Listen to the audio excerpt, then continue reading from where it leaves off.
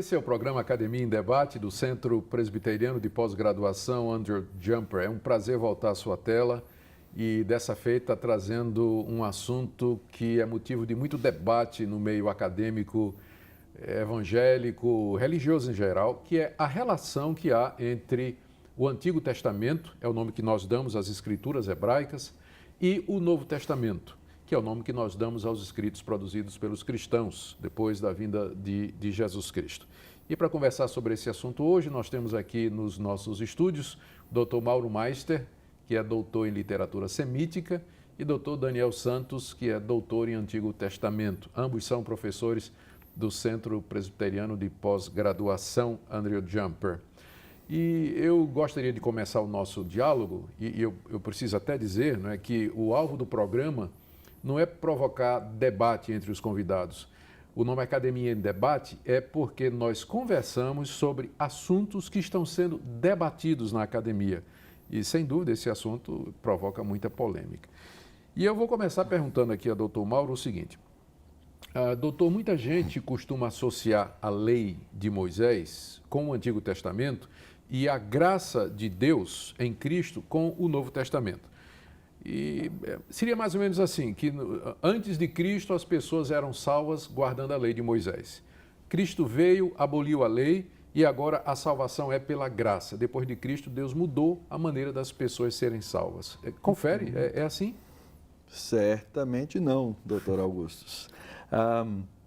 Eu creio que um caminho simples de explicar o conceito, que a gente chama de um conceito de unidade entre os dois testamentos, com relação à forma de salvação, é fazer a pergunta referente a determinados textos bíblicos. Por exemplo, alguém pode ser salvo pelas obras da lei? O próprio texto do Novo Testamento responde, não, ninguém pode ser salvo por obras da lei. Gálatas, Romanos, né? Então, quer dizer, ninguém consegue obter mérito de cumprir a lei para conseguir ser salvo. Se alguém chegasse e perguntasse assim, qual a maneira de ser salvo? A minha resposta seria, a maneira de ser salvo, basta você ser moralmente perfeito, do instante do seu nascimento até a sua morte, você vai ser salvo. E aí não tem ninguém. E aí não tem ninguém, exceto um que houve na história, que foi Jesus Cristo.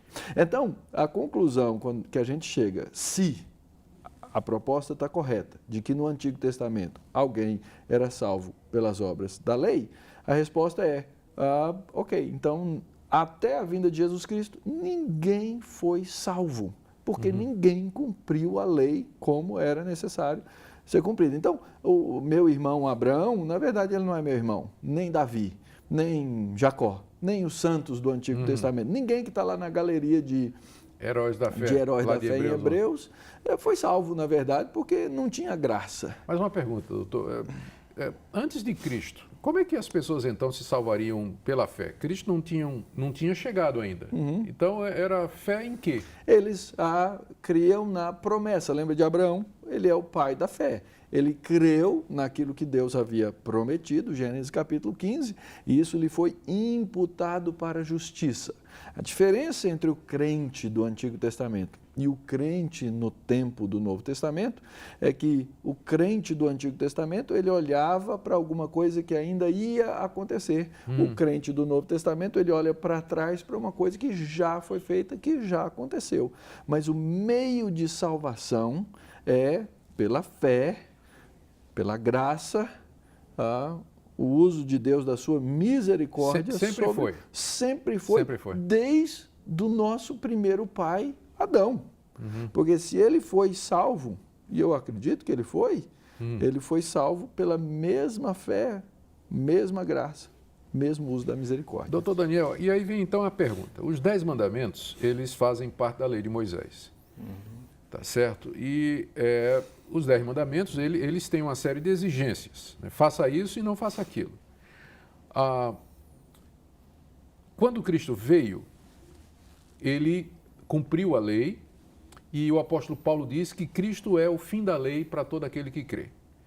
A pergunta então é, qual é o papel dos 10 mandamentos hoje na vida do cristão, daquele que crê em Jesus Cristo? Nós não estamos mais no Antigo Testamento, estamos no Novo. a gente disse que a lei ela tem determinadas finalidades. E os 10 mandamentos? Para que servem hoje? O cristão está debaixo dos 10 mandamentos? Qual o papel, então, desses mandamentos? Os 10 mandamentos, como o Mauro mencionou, ele é aquilo que aponta para um relacionamento com Deus. Eu colocaria ainda que a lei ela sempre apontou para a comunhão do ser humano com o seu Criador. Foi assim antes da queda.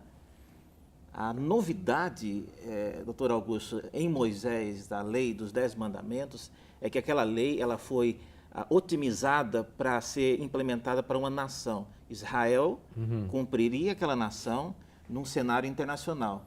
É isso que Deuteronômio 6:4 fala, que as pessoas viriam o povo cumprindo aquela lei. E já num estado de pecado, Já né? pecado. A lei antes do pecado visava essa comunhão de maneira relativamente diferente, porque o pecado estava ausente. Então eu não vejo que os 10 mandamentos ele não vale mais. Ele cumpriu o seu propósito, que era, vamos dizer assim, empurrar uma geração para estar próxima de Deus, em comunhão com Deus. Agora, quando Cristo ele vem, ele é, né, a pessoa que precisamos ter comunhão com ele, né? Então, da mesma maneira que a gente sabe, Adão botou tudo a perder, Jesus, ele mesmo cumpriu a lei, ele disse que ele veio para cumprir, para que nós também tivéssemos essa comunhão resgatada com Deus. E dois detalhes, né? Quando Paulo diz em Romanos que o fim da lei é Cristo, Sim. a palavrinha lá é o telos, o propósito da lei. Não é fim no sentido não é de terminou, que ela terminou. mas de cumprir, exatamente. consumar. A lei apontava, inclusive, para Cristo na sua retidão moral. Paulo vai dizer que a lei serviu de aio, é aquela que conduz, que leva até Cristo. E Cristo cumpre toda a lei moral e a lei moral continua valendo, né? As pessoas às vezes perguntam assim, a lei ainda vale? Eu falo, você pode adulterar? Não. Você pode roubar? Não. Você pode assassinar? Não. Então, a lei vale. Mas aí é que tá. Aí levanta uma questão interessante. Na lei, você não só tinha os 10 mandamentos. Na lei você tinha leis, na lei você tinha normas relacionadas com sacrifícios de animais, leis referentes à vida diária do povo de Israel, leis referentes ao sacerdócio. Como é que nós vamos saber, então, quais são as leis do Antigo Testamento que passam para nós hoje e quais são as que ficam para trás? Os 10 mandamentos parece evidente, não é? Eles valem para nós hoje. Mas e as outras leis? Como é que a gente faz a distinção? Estou resgatando aqui. Quando Jesus foi perguntado, né, qual é o resumo da lei? Ama a Deus sobre todas as coisas, ao próximo como a ti mesmo. São os 10 mandamentos. Os 4 primeiros mandamentos me ensinam a amar a Deus sobre todas as coisas. Os outros 6 me ensinam a amar o próximo como a mim mesmo. Essa é a ideia do resumo. Então, eu tenho o resumo do resumo. Historicamente, né, o que a igreja, para resolver essa pergunta, essa questão, o que a igreja, os teólogos fizeram, foi buscar uma maneira de separar didaticamente a lei. Essa é uma separação didática. Então, nós dizemos, e a própria Confissão de Fé de Westminster, ela separa a lei em 3 grupos. A lei cerimonial, a lei civil de Israel e a lei moral propriamente dita. Essa divisão é clara quando a gente lê os livros de Moisés? A resposta é não. É isso que eu ia perguntar. Qual é a fundamentação para isso? Não, ela não é clara. Por quê? Porque muitas daquelas leis, elas têm um caráter, vamos dizer assim, causuístico. Elas eram aplicações imediatas da lei moral. Então, quando eu pego os 10 mandamentos, as 10 palavras, né, como um código de lei separado, né, ele tem determinados elementos que são a pura expressão do caráter moral de Deus. Mas mesmo dentro dessa lei, que é a pura expressão do caráter moral de Deus, eu tenho algumas coisas ou detalhes que são causuísticos. Não é? Pegue-se, por exemplo, as leis que... o 10º mandamento, que fala não cobiçarás, né? Eu não tenho servo hoje. Então, essa porque parte... diz, não cobiçarás o servo do teu próximo. Isso. A esposa, eu tenho. outro tem esposa. Mas hoje as pessoas não têm servo. Eu não tenho boi. Como é que eu vou? E eu não cobiço, aliás, na nossa cultura até poderia cobiçar, né? Então, esse aspecto ali não fala que eu não devo cobiçar qualquer coisa do outro. Dá exemplos casuísticos. Então, a gente precisa fazer essa separação. Na verdade, o espírito da lei é que eu não posso cobiçar nada que não me pertença e que não tenha sido colocado na minha mão por Deus. Doutor Daniel. Agora, essa questão do casuístico, eu acho, doutor Mauro, que até é possível você ver alguma divisão meio clara. Porque quando Deus deu a lei em Moisés, ele disse, olha, essa lei, não os 10 mandamentos, mas a questão casuística. Se você vir um boi do seu próximo cair no buraco, esse tipo de lei, que tem um caso e depois vem um princípio final. Em Moisés já é dito, olha, essa lei não vale para vocês aqui, durante o deserto. Vale. Só quando vocês entrarem.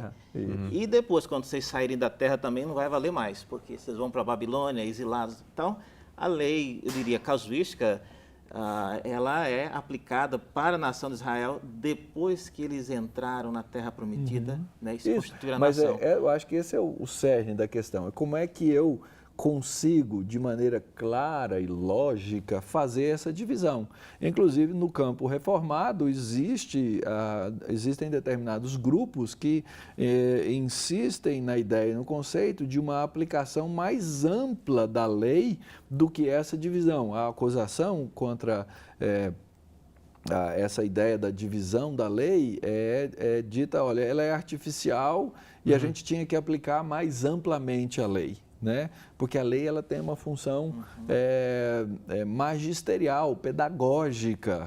Então, existe muito debate, é claro, em torno disso. E não só debate, né? Mas também tem muita confusão hoje em dia sobre a aplicação da lei. Eu estou usando até a sua distinção, né? A lei cerimonial, a lei civil, porque você percebe que até em muitas igrejas evangélicas hoje, existe a guarda de algumas das práticas da lei de Moisés. Por exemplo, o uso de shofar, que era aquela trombeta para congregar o povo. Tem igreja que faz a entrada triunfal da Arca da Aliança. Tem igreja que usa o candelabro. Igreja que insiste em guardar as festas judaicas como Páscoa, Pentecostes e coisas dessa natureza. Nós chamamos o local de reunião de templo, às vezes chamamos o púlpito de altar. Os nossos cantores a gente chama de levita. Faz sentido isso, uma vez que Cristo veio e cumpriu a lei para nós? O que é que você acha disso? Veja, doutor Augusto, como é que funcionam as coisas, né? A gente não pode esquecer da nossa história e da nossa tradição. E a gente precisa lembrar que a igreja cristã, até o período da Reforma, ela agregou muitas coisas à tradição inicial neotestamentária. Você está falando do catolicismo da Idade Média. O catolicismo até a Idade Média foi acrescentando mais e mais coisas. E quando você olha para o catolicismo, você observa no catolicismo toda uma ritualística que vem do livro de Levítico, que é um livro que tem uma didática a respeito da imputação, a respeito do perdão de pecados, a respeito da graça de Deus, ou seja, todas as figuras e imagens ali, elas são feitas para ensinar o adorador crente do Antigo Testamento a respeito da misericórdia de Deus e do perdão. Né? E a igreja romana, ela importa isso para o culto.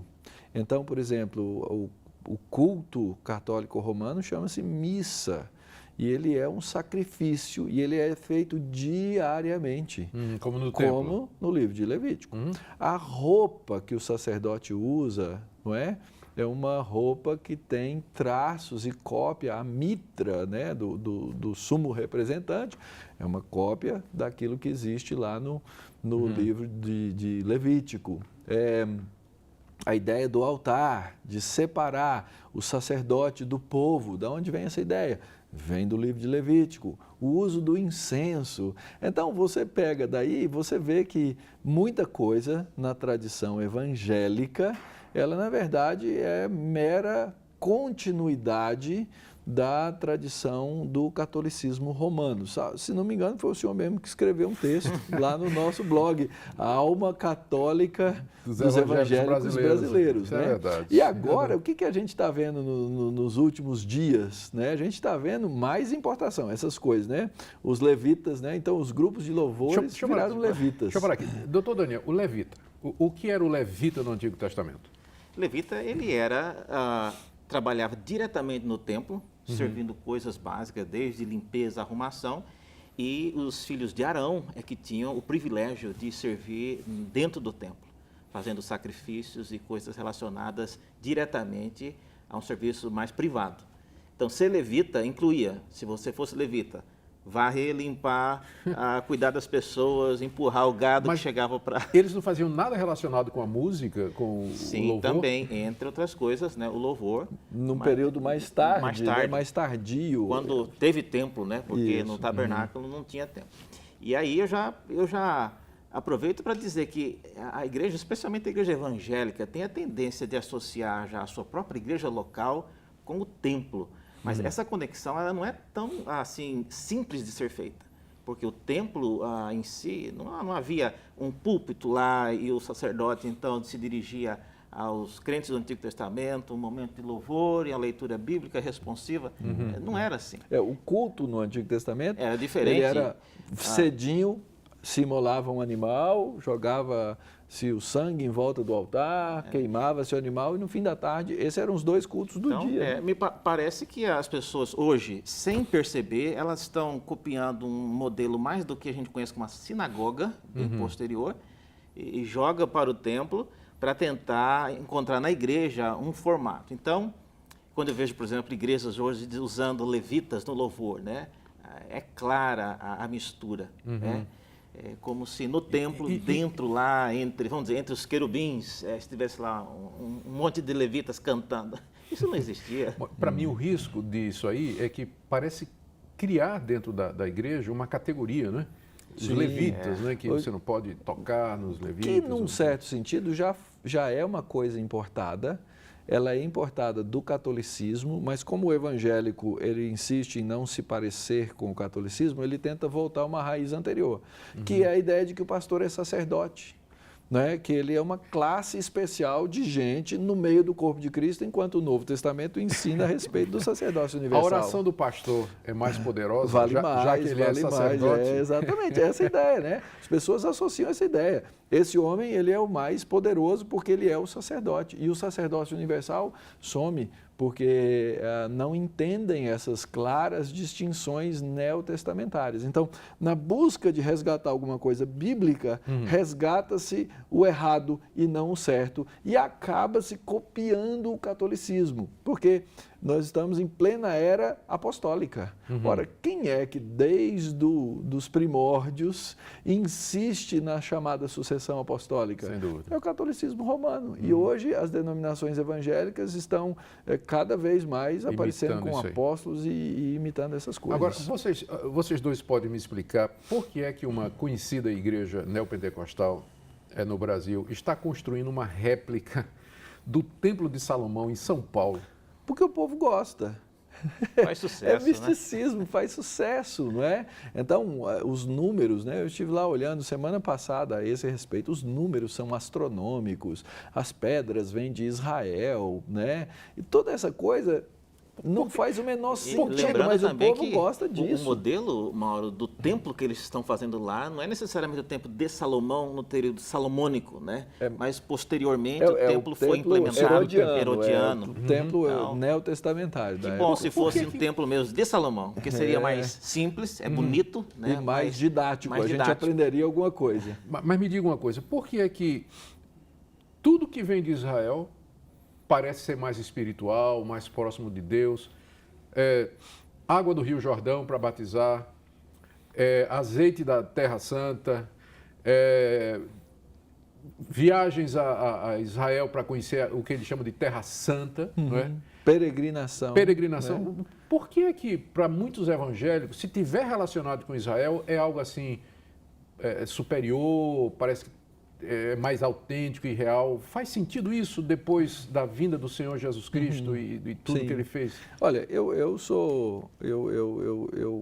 já estive em Israel várias vezes, gosto de viajar para lá e de aprender as características daquela terra, porque a formação geográfica e as ruínas e as escavações falam do tempo vétero e neotestamentário, então eu aprecio muito, gosto de levar pessoas, grupos de estudantes para conhecer, porque a gente passa a ler a Escritura, que é a revelação de Deus que acontece na história, de uma maneira muito mais apurada. É muito gostoso fazer essa relação. Então, nesse sentido, é bom, é importante. Agora, deixa eu pegar aqui um gancho. Eu estava escutando o rádio ontem e estavam transmitindo uma palavra de alguém, de um pastor que levou a sua igreja para Israel, e ele estava falando lá de Israel, estava já embarcando de volta para o Brasil, e ele dizendo assim, você tem que vir aqui, porque você só escutar na Bíblia, você só ouvir o pastor pregar, você só conhece o Jesus da Bíblia, mas precisa conhecer o Jesus histórico. Aí é que é. Aí é catolicismo mesmo, Você tem que né? conhecer, você tem que ver os lugares. Se você não tiver a Israel, se você não for a Israel, você é um crente de segunda categoria, porque você só tem a Bíblia. É a ideia da peregrinação, né? Lembra, a Roma, capital do Império, gerou as romagens, né? As romarias. Então, quando o catolicismo se instalou de maneira definitiva com sede lá, a romaria virou uma coisa importante. Mas não faz sentido para evangélico fazer romaria. Então, você faz o quê? Você faz uma peregrinação à Terra Santa. E aí você ganha diploma, ganha o vidrinho de óleo, todas essas coisas que são infantilidades, na verdade, no final da história, né? Eu tenho um candelabro que eu trouxe de Israel, né? Foi feito na China, né? Então, quer dizer...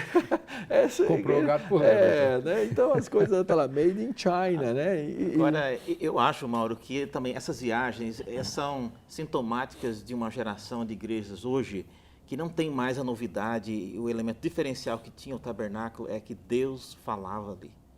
Hoje eu acho que eles perderam isso, a pregação não tem mais a proeminência que tem e Deus talvez não comunique como comunicava antes, então... Na mente deles, Deus não fala, né? Não fala mais, então vamos até lá. Quem sabe então, Deus me fala alguma coisa. Esse era um diferencial. Se Deus falasse que ele iria aparecer aqui na Rua da Consolação, meio-dia, eu estaria lá, não importa se estiver sentado no chão, na chuva. Mas acho que as igrejas evangélicas talvez tenham perdido de vista isso, né? De que Deus ele fala por meio da pregação, no púlpito. E às vezes até o pastor desacredita disso, ele mesmo não se incumbe em estudar a palavra. Para transmitir Então, fazer isso. Esse diferencial eu acho que tem levado pessoas a procurar a experiência mística, né, de fazer uma peregrinação e andar por onde Jesus andou. Exatamente. Quem sabe? Deixa eu fazer a última pergunta aqui, que nosso tempo está terminando. Só a última pergunta. Vocês são evangélicos, são cristãos. Por que vocês dedicaram a vida de vocês a estudar o Antigo Testamento?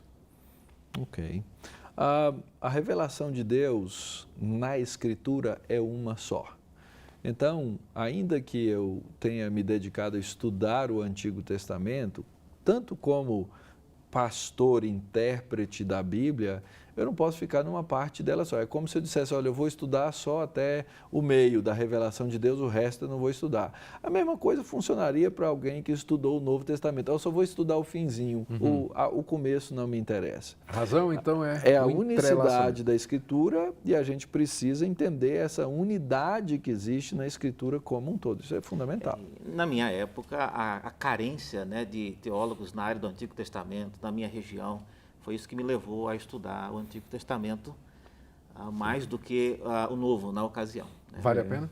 Vale a pena. Vale a pena, com certeza. Muito obrigado pela presença de vocês. Este é o programa Academia em Debate do Centro Presbiteriano de Pós-Graduação Andrew Jumper. Aqui nosso agradecimento ao Dr. Daniel Santos, doutor em Antigo Testamento, Dr. Mauro Meister, doutor em Literatura Semítica, pela participação nesse programa. Eu aproveito para lhe convidar a fazer um curso de teologia à distância, completamente online, conosco do Centro Presbiteriano de Pós-Graduação Andrew Jumper. Você precisa já ter uma graduação em qualquer área. E você pode acessar e se inscrever através do site cpaj.mackenzie.br e procurar Programa de Educação à Distância.